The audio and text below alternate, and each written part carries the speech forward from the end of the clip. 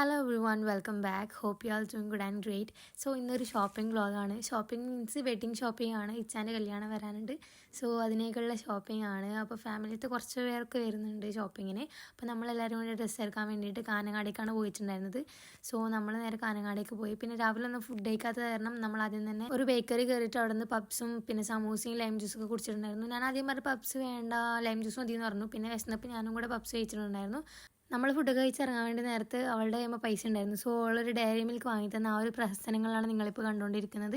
പിന്നെ അതിനനുസരിച്ച് നമ്മൾ നേരെ ഷോപ്പിങ്ങിനൊക്കെ ആയിട്ട് നൈസ് വെഡിങ്ങിലേക്കാണ് പോയിട്ടുണ്ടായിരുന്നത്. കാനങ്ങാടിൽ ഇവരുടെ തന്നെ ഔട്ട്ലെറ്റ് കാസർഗോഡും മാംഗ്ലൂരൊക്കെ ഉണ്ട്. അപ്പോൾ നമ്മൾ ആദ്യം തന്നെ നോക്കിയിട്ടുണ്ടായിരുന്നത് ബ്രൈഡിന് വേണ്ട ഡ്രസ്സാണ്.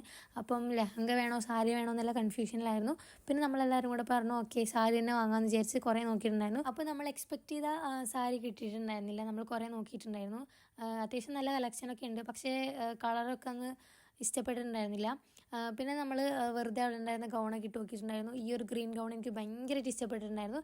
ഇതെൻ്റെ അനിയത്തിട്ട ഡ്രസ്സാണ്. അപ്പം ഇതും ഒക്കെ ഭയങ്കരമായിട്ട് ഇഷ്ടപ്പെട്ടിട്ടുണ്ടായിരുന്നു. പക്ഷേ എനിക്ക് അതിനേക്കാട്ട് കൂടുതൽ ഇഷ്ടപ്പെട്ടത് ഈ ഒരു ഗൗണാണ്. ഇതിന് 4000 റുപ്പീസാണ് പ്രൈസ് വന്നിട്ടുണ്ടായിരുന്നത്. എനിക്ക് ഭയങ്കരമായിട്ട് ഇഷ്ടപ്പെട്ടിട്ടുണ്ടായിരുന്നു. പിന്നെ കുറച്ച് എക്സ്പെൻസീവ് ആയത് കാരണം വാങ്ങണോ വേണ്ടയോ എന്നുള്ളൊരു കൺഫ്യൂഷനിലായിരുന്നു. ഇങ്ങനത്തെ ഡ്രസ്സൊക്കെ വാങ്ങിയാൽ ആ ഒരു മാരേജിൻ്റെ ആ ഒരു ഡേ മാത്രമേ ഇടാനുള്ള ഒരു ഇത് കിട്ടൂ.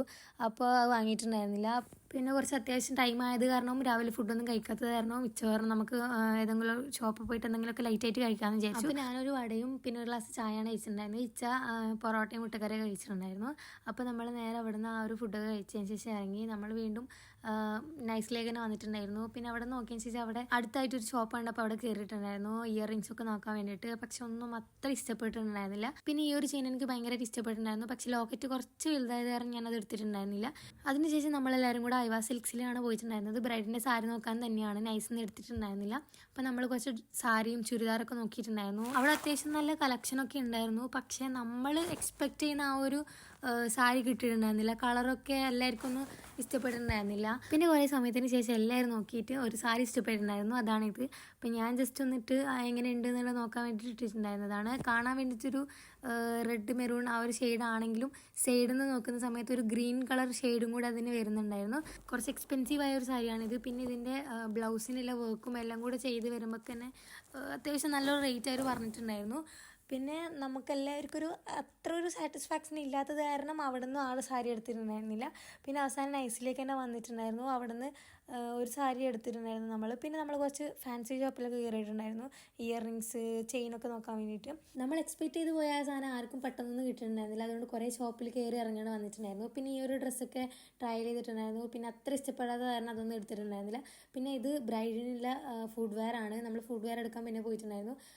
പിന്നെ ആ ഷോപ്പിൽ നിന്ന് തന്നെ ഈ ഒരു റിങ് എനിക്ക് ഭയങ്കരമായിട്ട് ഇഷ്ടപ്പെട്ടിട്ടുണ്ടായിരുന്നു. എനിക്ക് ജ്വല്ലറീസിനോടൊന്നും ഭയങ്കര ഒരു ഒബ്സഷൻ ഇല്ല. പക്ഷെ എന്നാലും ക്യൂട്ടായിട്ടുള്ള സാധനങ്ങളൊക്കെ കണ്ടാൽ ഞാൻ എടുക്കും.